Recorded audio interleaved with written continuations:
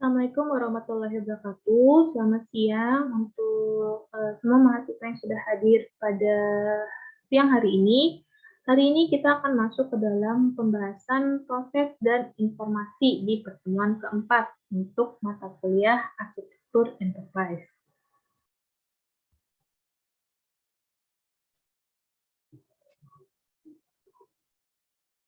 Oke, untuk topik bahasan hari ini ada dua, yaitu proses bisnis dan informasinya.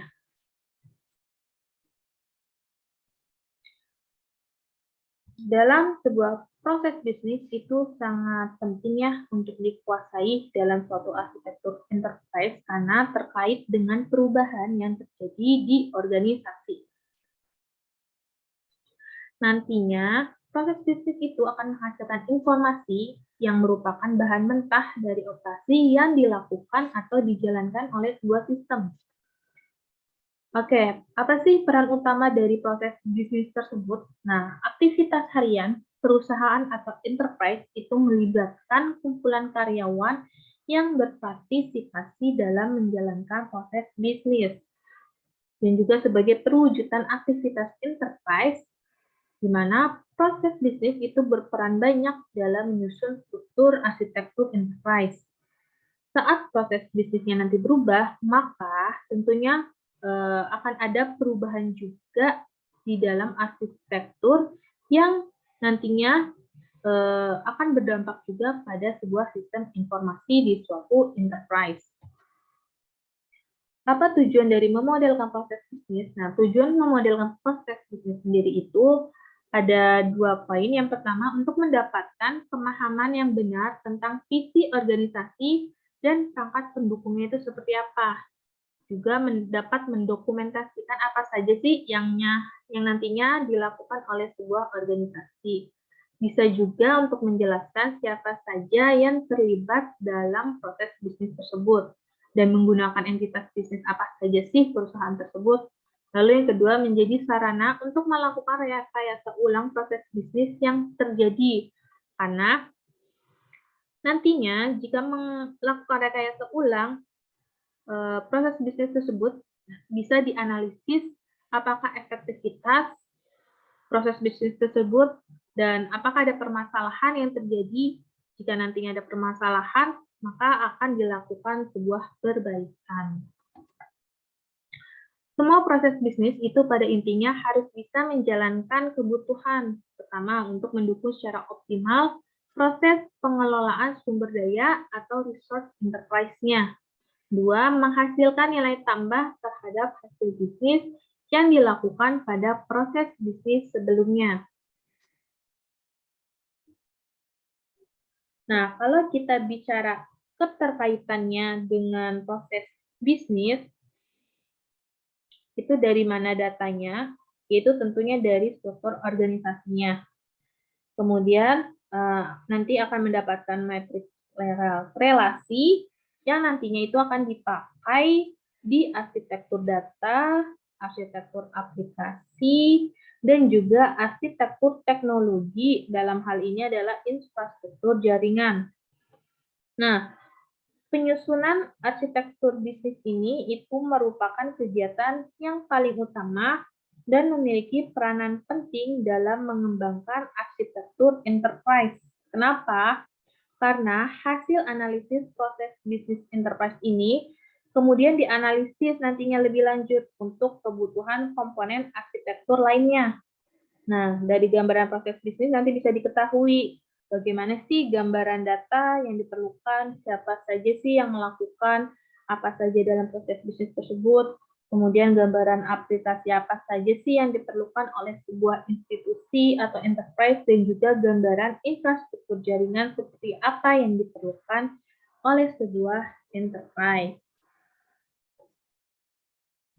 Lalu bagaimana sih kita bisa mendokumentasikan keseluruhan proses bisnis? Nah, di sini ada beberapa langkah-langkah yang umum dilakukan dalam pendokumentasiannya, yaitu pertama ada dokumentasi struktur organisasi enterprise yang menjadi objek pengembangan. di mana struktur organisasi sangat terkait dengan proses bisnis yang dilakukan karena menunjukkan gambaran siapa melakukan apa dalam keseluruhan proses bisnis. Jadi kita buat dulu struktur organisasinya, contoh dari direktur, terus dari wakil direktur, manajemennya, divisi-divisinya, misalnya divisi IT, divisi SDM, divisi keuangan. Lalu yang kedua, mengidentifikasi dan menentukan keseluruhan proses bisnis yang berjalan dengan mengelompokkan proses bisnis tersebut berdasarkan area fungsi bisnisnya. Jadi setelah dibuat struktur organisasinya, dikelompokkan lagi tuh, misal contoh divisi IT, fungsinya tuh buat apa saja, misalnya untuk maintenance atau mengembangkan sistem informasinya, lalu misalnya divisi SDM, biasanya untuk mengelola data kepegawaian, dan misalnya sistem keuangan, biasanya untuk mengelola data keuangan di dalam suatu perusahaan tersebut. Lalu yang ketiga, mendistribusikan hasil pembuatan arsitektur bisnis tersebut pada pihak-pihak terkait.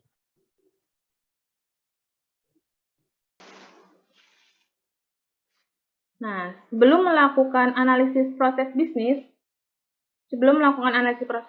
juga dilakukan analisis terhadap sistem dan teknologi yang ada, sejauh mana digunakan untuk kepentingan proses bisnis. Nah, langkah-langkah dasar dalam melakukan analisis sistem teknologi itu ada beberapa. Di sini ada 8 poin. Pertama, menentukan dulu ruang lingkupnya, objek, dan work plan-nya dari IRC, yaitu Information Resource Catalog. Lalu mempersiapkan koleksi datanya, melakukan koleksi data, melakukan data entry, melakukan validasinya, menggambar skema, lakukan distribusi, dan yang terakhir adalah maintenance dari hasilnya itu tersebut.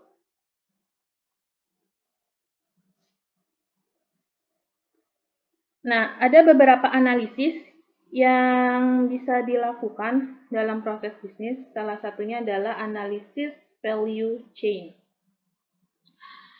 Apa sih value chain tersebut?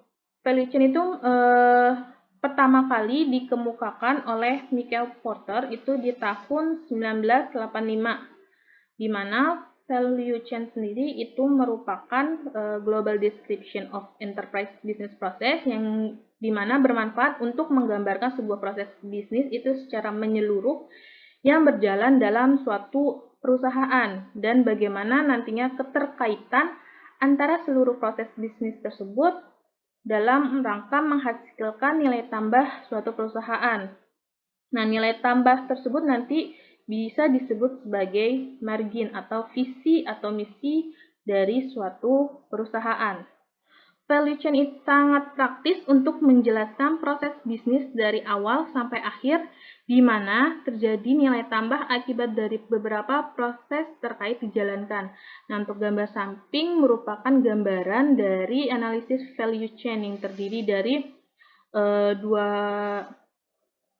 kategori, ada primary activity, juga ada support activity, di mana support activity-nya itu terdiri dari firm infrastruktur atau infrastruktur perusahaannya, ada human resource management atau sumber daya manusianya, ada teknologi development, pengembangan teknologinya seperti apa, ada procurement, lalu di primary activity ada inbound logistik, ada operasinya, ada outbound logistik, marketing and sales, dan service.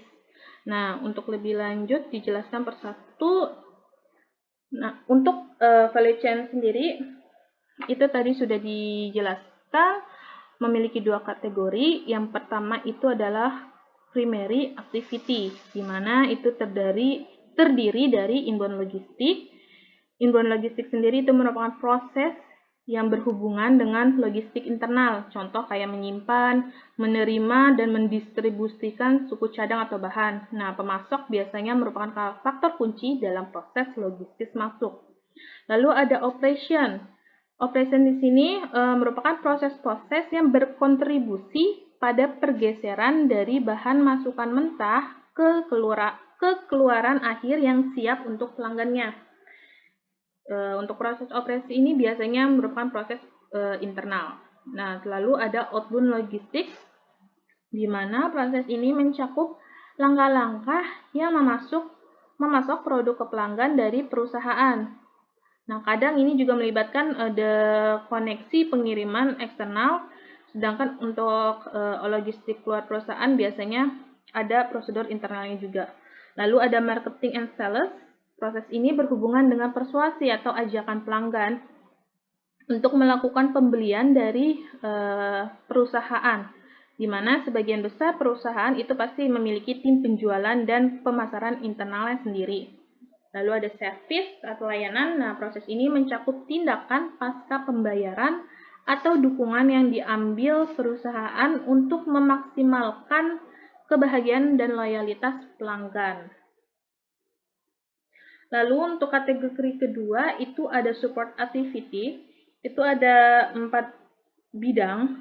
Ada infrastruktur atau infrastruktur perusahaan, di mana ini merupakan kegiatan yang mendukung penciptaan produk atau layanan, tetapi nggak harus berkontribusi secara langsung. Contoh, akuntansi, manajemen, dan hukum itu merupakan contoh infrastruktur perusahaan. Lalu ada human resource management. Biasa kegiatan ini mencakup segala sesuatu yang berhubungan dengan karyawan atau pekerja lain yang terlibat dalam semua langkah rantai nilai. Lalu ada teknologi development, di mana aktivitas ini mencakup proses dan prosedur teknologi yang digunakan perusahaan sebagai bagian dari rantai nilai. Lalu yang terakhir ada procurement, merupakan aktivitas yang mencakup setiap langkah yang diambil sebuah bisnis untuk membeli, contohnya bahan mentah yang diperlukan untuk membuat sebuah produk. Nah, ini merupakan contoh dari analisis value chain terhadap rumah sakit, institusi rumah sakit. Di sini dibagi dua ya, ada primary activities, di mana untuk primary activities ini dijelaskan kembali merupakan bagian yang menggambarkan urutan kegiatan utama yang dilakukan oleh sebuah perusahaan. Lalu ada support activities, di mana support activities yang namanya juga support mendukung, berarti ini untuk mendukung atau menggambarkan kegiatan-kegiatan yang sifatnya membantu dari kegiatan utama. Nah, di sini contoh tadi di dalam support activity kan ada firm infrastruktur, HRM, teknologi development, dan procurement. Nah, firm infrastruktur dari sebuah rumah sakit apa saja? Di sini ada misalnya dibagi lagi ada keperawatan, ada di penunjang medis dan umum dan keuangan. Di keperawatan ada kayak instalasi rawat inapnya, ada instalasi rawat jalan, instalasi kamar operasi, sampai kamar bersalin. Lalu di penunjang medisnya ada kayak farmasi, gizi, radiologi, maupun rekam medis. Dan untuk di umum atau keuangan itu misalnya ada logistik, TU, kepegawaian, keuangan, dan maupun tempat informasinya. Lalu ada untuk human resource manajemennya, itu biasanya kegiatan yang dilakukannya adalah misalnya penerimaan karyawan baru, pelatihan dan peningkatan keahlian karyawan baik medis maupun non-medis. Lalu ada pengolahan data karyawan atau pengelolaan data pasiennya. Lalu teknologi development, misalnya melakukan pengembangan sistem informasi manajemen rumah sakitnya.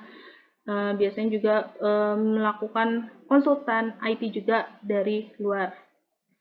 Untuk procurement di dalam rumah sakit juga contoh kegiatannya itu melakukan pembelian peralatan medis maupun non-medis dan obat-obatan, misal bahan makanan dan juga yang lainnya. Nah, kegiatan utamanya apa aja? Di sini ada dibagi inbound logistik ya. Inbound logistik sendiri ada misalnya penerimaan pendaftaran pasien, penerimaan kerjasama dengan perusahaan, terus operasi sendiri ada penjemputan data pasien, pemeriksaan pasien, lalu outbound logistik sendiri ada kegiatannya itu pengelolaan data pasien, pengelolaan data perusahaan yang bekerja sama. Lalu ada dari bagian marketing dan sales di rumah sakit seperti apa? Seperti biasa, namanya juga marketing sales biasanya mempromosikan kepada masyarakat, lalu biasanya menjalin kerjasama juga dengan instansi-instansi perusahaan. Lalu di dalam service, dia juga melakukan pelayanan kepada pasien dengan baik dan penanganan keluhan dan komplain dari pasien. Nah, ini merupakan contoh dari analisis value chain. Di setiap perusahaan pasti harus ada atau dibuat analisis value chain-nya itu seperti apa. Oke, apa itu proses bisnis? Proses bisnis itu merupakan sebuah proses mewakili urutan aktivitas yang bersama mencapai hasil tertentu, di mana dapat dipecah menjadi subproses dan dapat menunjukkan operasi sebuah fungsi atau layanan pada detail level berikutnya. Nah, proses juga dapat digunakan untuk menghubungkan atau menyusun organisasi fungsi, layanan, dan proses. Pada dasarnya, proses bisnis itu merupakan kumpulan aktivitas yang saling berhubungan untuk menghasilkan nilai tambah dari sebuah permintaan awal. Aktivitasnya sendiri dilakukan oleh aktor, bisa manusia ataupun sistem. Istilah aktivitas itu mengacu pada pekerjaan yang memberikan add value melalui transformasi atau produksi informasi materi.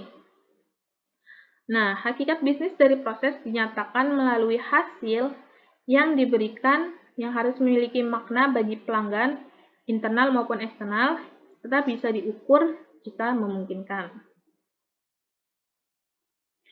Nah, ada beberapa karakteristik yang memungkinkan untuk menjelaskan proses bisnis dengan tepat.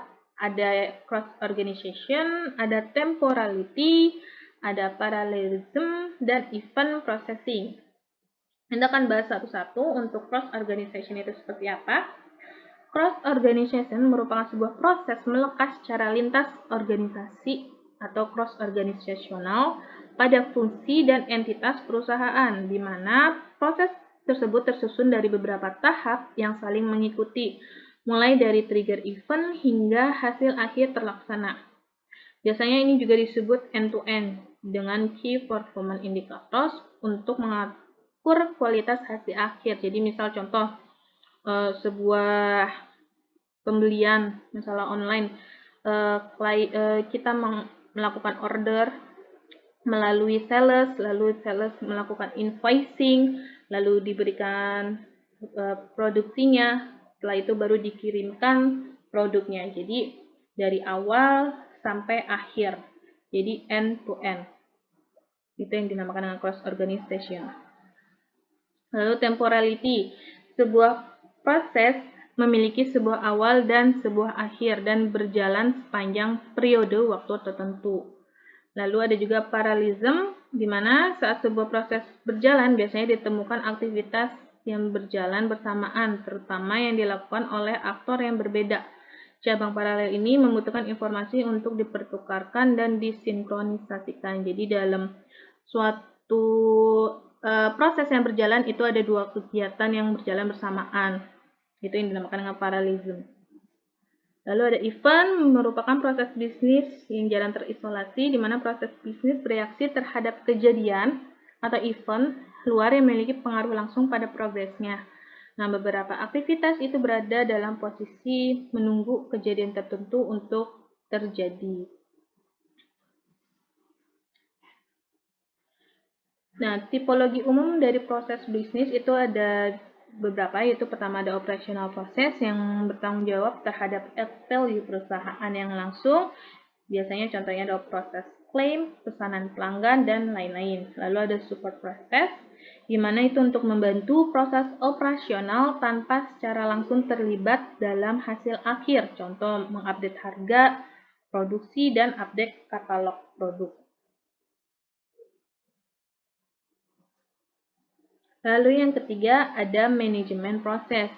Ini terkait dengan strategi dan manajemen umum perusahaan. Contoh studi pasar, definisi tujuan umumnya, dan pengawasannya. Lalu ada internal proses. Ini mengacu pada proses yang tidak secara khusus terkait bisnis. Contohnya rekrutmen, manajemen sumber daya, HRM-nya, dan lain-lainnya. Nah, dalam membuat model, proses itu bukanlah pekerjaan yang mudah ya, karena model proses bisnis itu harus dapat bertahan lama.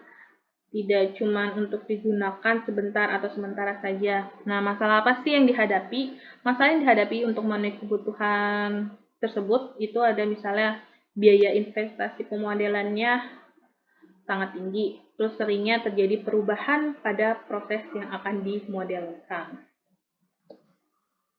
Apa solusinya? Pertama, melakukan identifikasi. Jadi, diidentifikasi proses dilakukan dengan berbagai cara, misalnya contoh membuat daftar inventory atau mengelola pemetaan. Nah, informasi dalam setiap proses dikelompokkan dalam sebuah proses identity file. Contohnya kayak gambar berikut.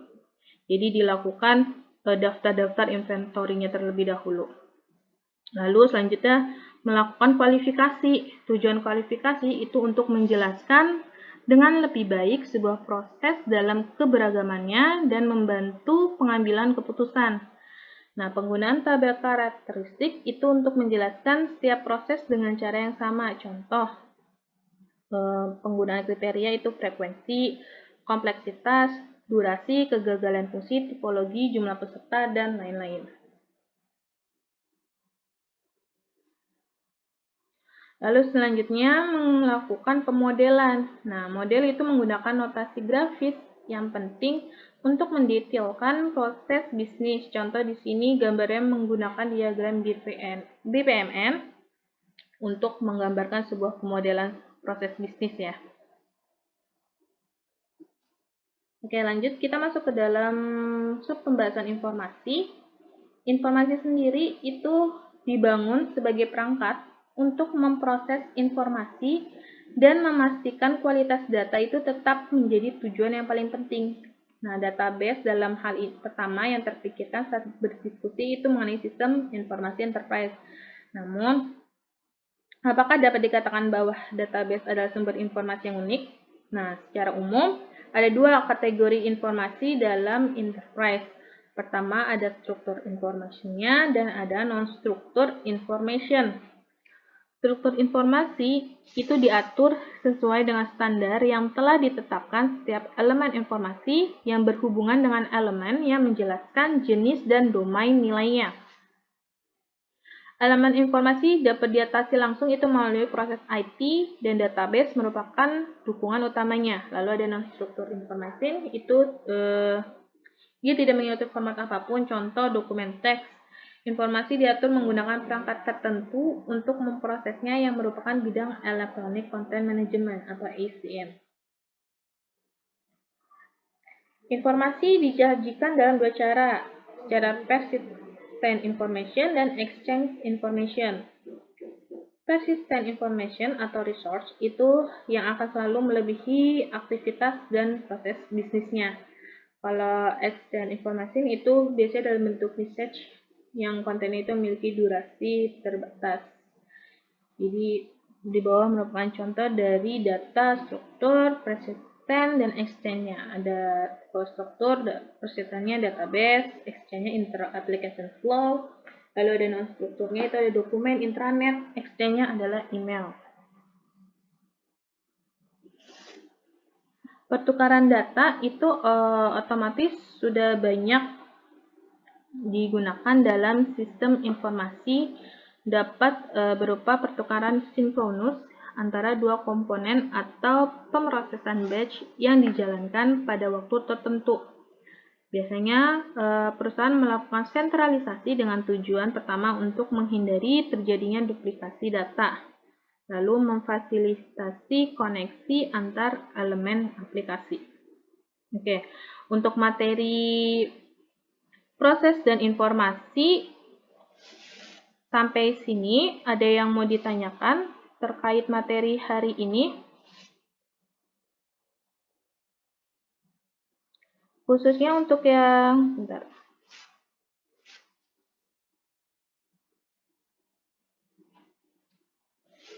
untuk yang analisis value chain, itu saya harap kalian paham ya dan ngerti cara pembuatannya, karena kemungkinan mungkin nanti di UTS mungkin ada disuruh membuat analisis value chain itu sendiri.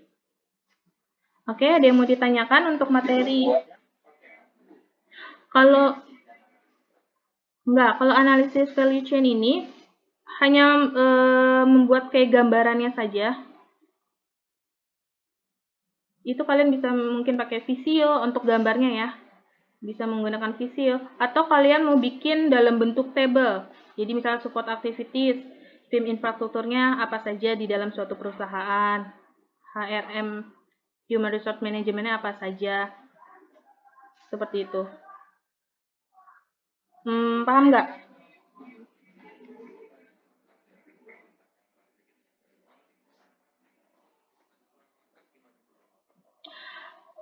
Nggak apa-apa. Taruh saja yang kalian ketahui tentang proses bisnis dari perusahaan tersebut seperti apa. Kalau memang nggak ada, misalnya procurement-nya kurang, ya udah kosongin aja. Atau inbound logistik yang nggak ada, kalian kosongin aja. Tapi tetap kalian tulis aja, misalnya inbound logistik, tapi kalian kosongin gitu.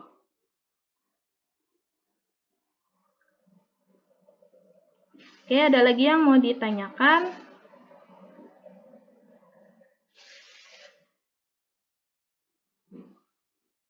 Kalau tidak ada, silakan untuk absen terlebih dahulu.